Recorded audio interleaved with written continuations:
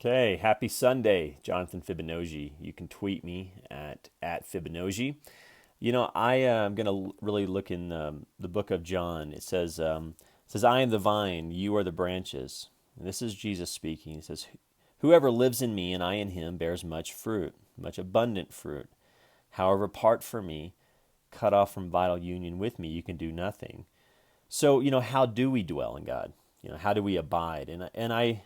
I look at verse 7 and I just take it very seriously or very literally. Some verses in the Bible I take metaphorically.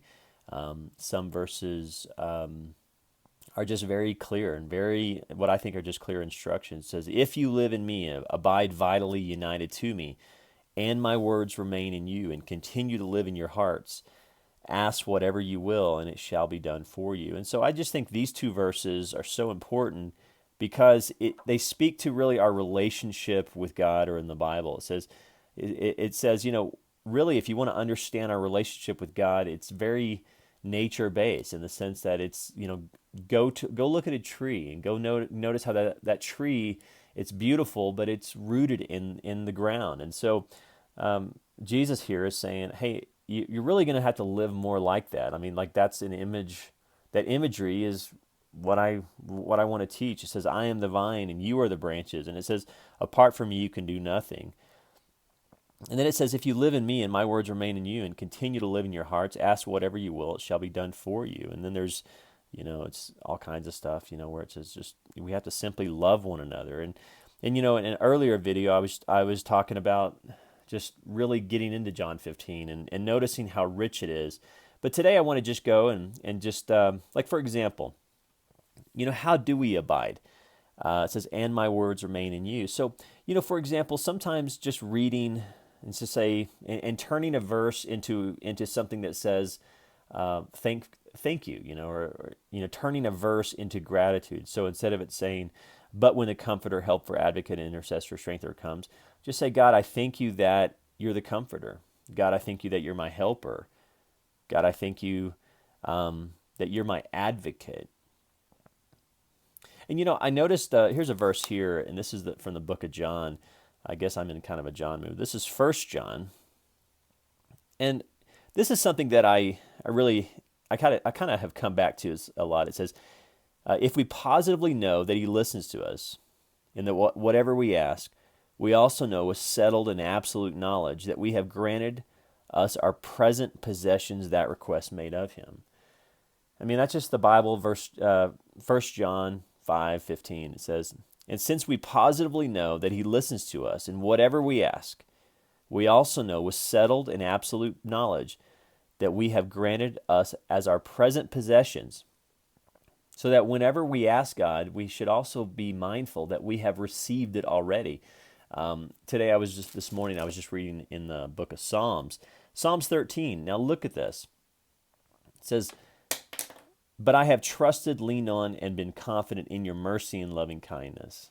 Again, you can turn that into just a praise or a statement of fact. It says, Lord, I trust you. Lord, I lean on you.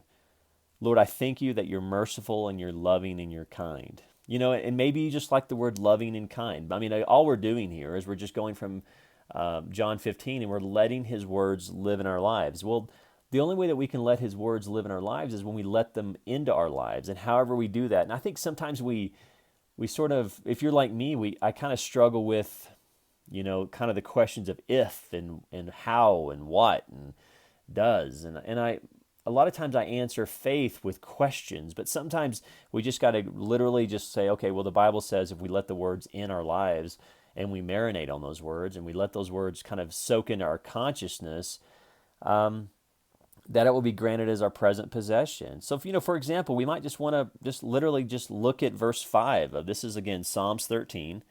And we might just want to literally just say, okay, but I have trusted in, well, let's just look at 4. Let's take 4, 5, and 6 together.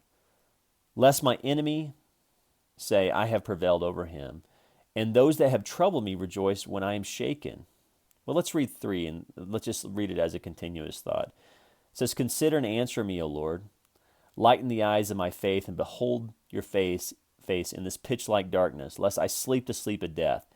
So this is David crying out to God. It says, God, lest my enemies say I have prevailed over him, and those that trouble me rejoice when I'm shaken. This is a guy that was confronted with war, and he's like, God, if you don't get involved, they're going to say that they rejoiced, and they're going to rejoice when I'm shaking. And then he says, but I have trusted, leaned on, and been confident in your mercy and your loving kindness. My heart shall rejoice and be in high spirits in your salvation. And I love this. It says, I will sing to the Lord because he has dealt bountifully with me. So here David is really crying out to God, and he's like, hey, God, I know you're merciful and you're loving and you're kind. And then I love it. It says, I will sing to the Lord because he has dealt bountifully with me. That's just a really good prayer. If you want to really take John 15 seriously, pick a verse. Pick a verse in the, I recommend Psalms or wherever, whatever verse speaks to you. Pick a verse for the day, or pick 2 verses and go back to those verses and just say, God, I will sing to the Lord because he has dealt bountifully with me. He has dealt bountifully with me. And just have that verse in your spirit. There's so many. I love this one. It says, you have shown me the path of life, and in your presence is fullness of joy. At your right hand there are pleasures forevermore. For example, you have the thought, or maybe a spirit comes against you, and it says, there's no abundance in God. There's no bounty in God. Say, no, this is actually what I'm going to answer that spirit with. It says, God, within your presence there's fullness of joy, and at your right hand there are pleasures forevermore. Let me kind of close on this one. I love this verse. This one just spoke to me personally, so I recommend this to you. Or you don't have to use verse 6, but I like that it says, I will sing to the Lord because he has dealt bountifully with me. Notice that's past tense. Again, let's kind of read this as a prayer. Say, Lord, I thank you that you're merciful and you're loving and you're kind. And I think it pleases God for us to tell him who he is, because we're kind of reminding ourselves. It says, like, Lord, thank you that you're merciful and you're loving and you're kind. How often do you really think of God being loving and kind? Maybe that's a meditation for the day. Lord, I thank you that you're merciful and you're loving and you're kind. So here's a guy that's in war. David saying, God, lest my enemy rejoice over me. But he's like, and I love that but, and that alone may be something that you want to take today. Maybe when a spirit of doubt or fear or discouragement, just say, but I've trusted in the Lord, and he's merciful and he's loving and he's kind. So he goes from war to telling who God is, stating the fact that God is merciful and that his nature is loving and kind. And then he says, I will sing to the Lord because he has dealt bountifully for me. Now, keep in mind, he's ending this prayer in past tense. But notice how he starts. I think it's kind of funny, actually. Psalms 13 says, how long will you forget me, O Lord? How long? Forever? I just picture how long will you forget me, O Lord? Forever? Really? You just going to keep going? And then notice he starts with questions, and he starts with doubt, and even sarcasm. It says, this is David says, Lord, how long are you going to forget me? Forever? I love that, because that's so real. And then notice at the end, he says, I will sing to the Lord because he has dealt bountifully with me. Whatever you're praying, maybe you want to end your prayer, your complaint with, hey, God, you going to forget me forever? And then end your prayer with, I will sing to the Lord because he has dealt bountifully with me, and he's merciful and he's loving kind. Notice that David is ending his prayer and stating the present possession, that he has dealt bountifully with me. I want to kind of make these videos brief. I want to encourage you. So I know they're straight to the point. If you have any questions, I'd love to hear from you. I'd love to see how far these videos are going, if anywhere. And even if they just stay with me, this is a part of my morning meditation or my meditation. So I'm offering this to you just because I want to. For whatever is born of God is victorious over the world, and this is the victory that conquers the world. John 15 has one promise, and at some point we just have to take God's words seriously. It says, if you live in me and my words remain in you, and continue to live in your hearts, ask whatever you will, and it shall be done for you. And all I'm really trying to do here is help myself as well, be like the vine.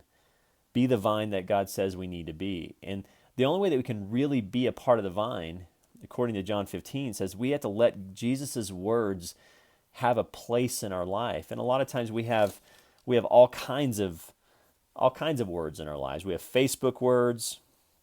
But for example, this is Isaiah. It says, "No weapon that is formed against me shall prosper, and every tongue that shall rise against you in judgment, you shall show to be in the wrong."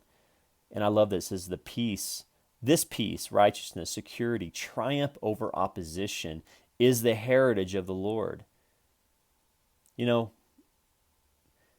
Letting these words just live in our lives.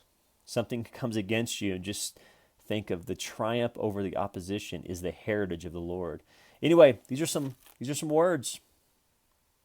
God will send forth his mercy and his loving kindness and his truth. Pick a verse today, any verse, and let it be sort of your mantra of the day. Here we go. Let's end on this one.